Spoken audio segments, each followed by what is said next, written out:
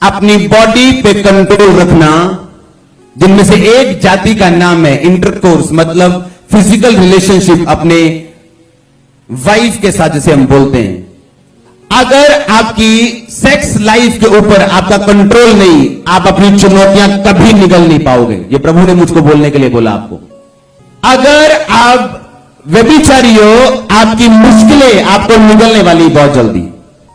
अगर आपकी बॉडी के ऊपर आपका कंट्रोल नहीं, तो ये आपको निकलने वाली है बहुत जल्दी।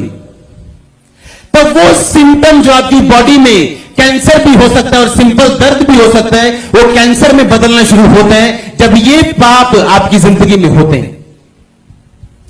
जब सैमसन दलीला के साथ सो रहा था तो दलीला ने कहा, ए मुझको बता ना, तू कैसे पकड़ा जा सकता है, तेरी स्ट्रेंथ का राज क्या है? कहता, कोई नई रस्सियों से मुझे बांधे, 7 रस्सियों से तो मैं बंध जाऊंगा। उसने 7 रस्सियां ली और बांध दिया और बोला पुलिस को, आ जाओ। जैसे ही वो आए, उसने कहा, सैमसन पुलिस आ रहे हैं। उसने झटका और वो टूट गया। उसने फिर कहा, नहीं तूने मुझे झूठ बोला, बता तुझे कैसे बांधा जा। आप समझो दिमाग को, दिमाग से।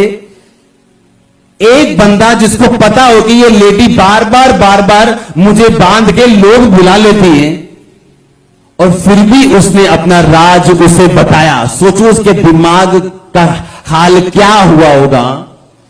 क्योंकि जब आप एक औरत के साथ सोते हो जो आपकी वाइफ नहीं, आप सिर्फ फिजिकल रिलेशनशिप में नहीं हो, दुष्ट आत्माएं भी ट्रांसफर होती हैं आपके शरीर में।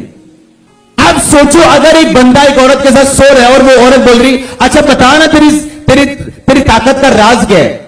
हाँ, मैंने उसको मैंने बांधा, बता तेरी ताकत का राज। अच्छा तू अगर मुझे रुमाल मेरे जेब में डाल दे तो मैं बंध जाऊंगा। मैंने डाल दिया और मैंने बुलाया, ओ आ जाओ भाई, मैं पता कर लिया राज, आ जाओ सारे में फाड़ लो। पर जैसे इसको पकड़ने लगे, इसने कहा, नहीं मैंने तो झूठ बोला है। तो क्या ये दूसरी बार मेरे को राज बताएगा? नहीं। पर अगर ये सो चुका है और वो दुष्ट आत्माएं जो दलीला के अंदर है वो उसके अंदर जा चुकी हैं, तो इसके सारे डिसीजन रॉन्ग होंगे। कितने मेरी बात समझ रहे हैं? इसीलिए व्यभिचार करने वाले लोग कभी सही डिसीजन नहीं ले पाएंगे अपनी लाइफ में, और चुनौतियां हमेशा उनको निकलेंगी, क्योंकि उनकी लाइफ के ऊपर, उनकी सेक्स लाइफ के ऊपर उनका कोई कंट्रोल नहीं। कितने मेरी बात को समझ रहे हैं? एक बंदा मेरे पास आया, आप जानते हैं मैं बहुत कम मिलता हूं, लेकिन मैं मिलता हूं अभी भी लोगों से। उसने कहा, एक व्यक्ति आपसे मिलना चाहता है, वो अफ्रीका से आया। मैंने कहा बुलाओ। मैं उससे मिला, उसके साथ एक लड़की थी। मैंने कहा क्या करना चाहते हो तुम? मैं ये करना चाहता हूं। अच्छा, मैं कहा आप करते हो एमबीए रहे हो, तो आप फिर ये वाला कोर्स तो एमबीए से बिल्कुल अलग है। पता नहीं उसने मुझे 2 कोर्स बताए। मान लो एक बंदा बोले कि मैं नॉन मेडिकल कर रहा हूं। हाँ, मैंने जी नॉन मेडिकल में मैंने बहुत आगे बढ़ गया हूं, मैंने ये कर लिया, वो कर लिया, ग्रेजुएशन, पोस्ट ग्रेजुएशन भी नॉन मेडिकल में कर ली। और बाद में वो बंदा बोले कि मैंने कंप्यूटर का डिप्लोमा करना है जी, या बाद में वो बंदा बोले मैंने आर्ट्स पढ़नी। मेरे को समझ नहीं आई। मैंने कहा ये कंफ्यूज क्यों है इतना, इसे समझ क्यों नहीं है इतनी, कि ये कर कुछ रहा है, जा कहीं रहा है, इतना बड़ा कोर्स करके ये बोल रहा है कि अब मैं वो कोर्स में जाना चाहता हूं। मैं बैठा रहा, प्रभु से पूछता रहा। मैंने साथ में लड़की को पूछा, मैंने कहा तुम क्या करती? उसका भी सेम आंसर। मैंने पूछा, मैं कहा तुम आपस में कौन हो? कहते हैं हम बॉयफ्रेंड गर्लफ्रेंड है। मैंने कहा अब ठीक है, अब मुझे समझ आई कि तुम लोग कंफ्यूज क्यों। क्योंकि जब तुम मैरिज के पहले सेक्स करोगे, सोओगे, परमेश्वर तुम्हें बुद्धू बना के, मूर्ख बना के रखेगा इस दुनिया में, और तुम्हारी मूर्खता दुनिया का कोई काउंसलर ठीक नहीं कर सकता। तुम्हें जितना मर्जी समझाओ, नहीं ये कोर्स ठीक नहीं है, उसको लगेगा नहीं यही कोर्स ठीक है, क्योंकि बाइबल बताती है कि झूठ बोलने वाली दुष्ट आत्मा उस व्यक्ति का पीछा करेगी जिसकी जिंदगी में ये पाप होगा। उसे लगेगा जो मैं कर रहा हूं बिल्कुल सही है, और बाद में आपको स्टोरीज मिलेंगी। आप देखो नहीं बंदा ग्रेजुएशन, पोस्ट ग्रेजुएशन पर देखो की करता आजकल।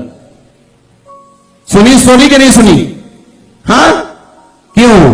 क्योंकि पीछे एक ऐसी स्पिरिट है जो आपको मालूम नहीं कहां से आई। आप सिर्फ यही देखोगे, देखो जी ग्रेजुएशन करके भी ये हाल है, देखो जी पोस्ट ग्रेजुएशन करके भी ये हाल है, देखो जी आ वाली पढ़ाई करके भी ये हाल है। हालेलुया। क्या सुलेमान को परमेश्वर ने दर्शन नहीं दिया? बोलो। दिया कि नहीं दिया? क्या उसको सपने में वो बुद्धि नहीं दी जो आज तक किसी को नहीं दी? दी कि नहीं दी? क्या वो सबसे सामर्थी राजा नहीं था? हां, क्या उसने परमेश्वर को अपनी आंखों से नहीं देखा था? क्या ये वाला देखना नहीं, टेस्ट करना, देखा था कि नहीं देखा था? तो फिर भी लिखा वो मूर्ति पूजा में फंस गया। क्यों? अगर आप इस चर्च के एक विश्वासी को बोलो, क्या टेस्ट बनी आपकी? जी मेरी वाइफ जी प्रेग्नेंट नहीं हो रही। आप में प्रॉब्लम? हाँ जी, स्पर्म। आपके स्पर्म में प्रॉब्लम थी, आपकी वाइफ प्रेग्नेंट नहीं हो रही थी। अभी क्या हुआ? अभी है, प्रेग्नेंट है। कितने महीने? 6 महीने। सुनो सुनो सुनो सुनो, एक ऐसा बंदा जो डॉक्टर से फिर आया हो। हाँ, मैंने एक बंदा पकड़ा है, सभी नहीं पकड़े। हाँ, एक। अब उसको मालूम है यीशु मसीह परमेश्वर है। हाँ, इसकी लाइफ में 10 और गवाहियां बनने वाली। सुनो, जब बंदा खड़ा रहता तो एक टेस्टिमनी उसकी सिर्फ सीढ़ी है अगली टेस्टिमनी के लिए। सुनो, अगर मैं आज इसको बोलूं कि तू चल, तुझे बेबी तो हो गया मैं, लेकिन मैं चाहता हूं तुझे फाइनेंस भी मिले और चल तुम मेरे साथ एक फलाने बाबे के पास, क्या ये जाएगा? नहीं। कुछ भी हो जाए नहीं जाएगा। पर सुलेमान कैसे चला गया? जबकि सुलेमान की टेस्टिमनी तो टू मच बिग थी। प्रभु को सपने में देखना, बुद्धि लेना, सामर्थ्य लेना, ना हारना, भवन बनाना, इतना बड़ा काम करके भी वो एंड के दिनों में मूर्ति पूजा में फंसा। क्यों? बाइबल बताती है उसकी 700 वाइव्स थी जो अन्य जातियों में से थी, और जब वो अन्य जातियों की पत्नियों के साथ सोया तो उसकी दुष्ट आत्माएं उसकी पत्नियों की उसकी भी हुई, और जब उनकी दुष्ट आत्माएं उनकी हुई तो वो डिसीजन भी उसके हुए जो उनके थे। आज एक व्यक्ति जो वैश्या के साथ सोता है वो ना सिर्फ फिजिकल रिलेशनशिप नहीं बना रहा, वो उसके सारे कर्ज अपने ऊपर लेके आ रहा है और सारी दुष्ट आत्माएं अपने ऊपर लेके आ रहा है। कितने समझ रहे हैं? ऐसा क्या हो गया सुलेमान को कि सब कुछ देख के भी वो बिगड़ गया? आप शारीरिक तरीके से तो बच सकते हो, कि नहीं जी मैं तो बड़ा बुद्धिमान हूं जी, मैं तो वैश्या के पास ऐसे जाता ही नहीं, मैं तो बड़े सिस्टम लेके जाता हूं। आप शारीरिक बीमारी से तो बच जाओगे, आत्मिक बीमारी से कैसे बचोगे? दुष्ट आत्मा से कैसे बचोगे? इसीलिए आप टूटे हुए और बेकार हो चुके हो। कितने मेरी बात को समझ रहे हैं? इसलिए हर वो व्यक्ति, पहला कुरिन्थियों 6 उसकी 9 उसकी 10 आयत में लिखा, ना वैश्यागामी, ना पर स्त्रीगामी, ना लुच्चे, ना मूर्ति पूजक, ना लोभी परमेश्वर के राज्य में प्रवेश करेंगे। ये लोग प्रवेश नहीं कर पाएंगे।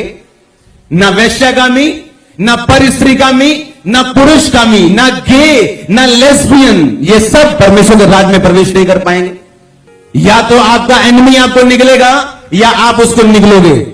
डिपेंड ये करता है कि आप कितने तैयार हो अपनी लड़ाई को लड़ने के लिए कि आप उसे निकल सको। क्योंकि कोई भी सिविलियन बॉर्डर पे खड़ा नहीं हो सकता, एक फौजी खड़ा हो सकता है, और फौजी की तैयारी करवाई जाती और ट्रेनिंग करवाई जाती ताकि वो खड़ा हो सके और जीत सके। इन 6 जातियों में से एक जाति का नाम है खाना, एक जाति का नाम है इंटरकोर्स, एक जाति का नाम है स्लीप, सोना। हर वो विश्वासी जिसको नींद बड़ी प्यारी है वो अपनी मुसीबत को कभी निगल नहीं सकता।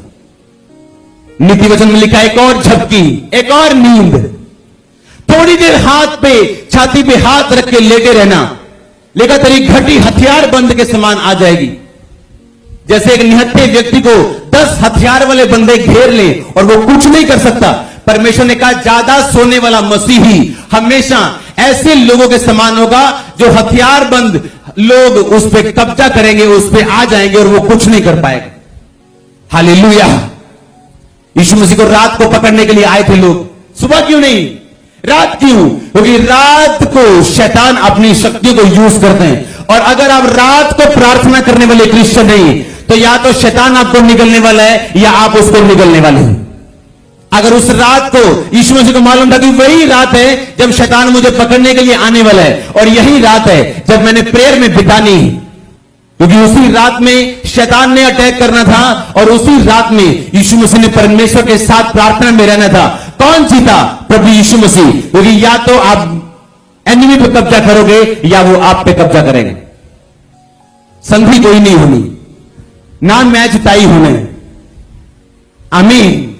आप फिक्स मैच में हो, आपका जीतना तय है, लड़ना आपको है। लड़ने का तरीका परमेश्वर आपको सिखाएंगे आज। आमीन। एक राजा बिलाम के पास गया, बिलाम को कहता है तू प्रॉफिट है परमेश्वर का। पर बिलाम की एक कमजोरी थी, लालच। उसने कहा मैं तेरे को इतने पैसे दूंगा, आ और इजराइलियों को श्राप दे।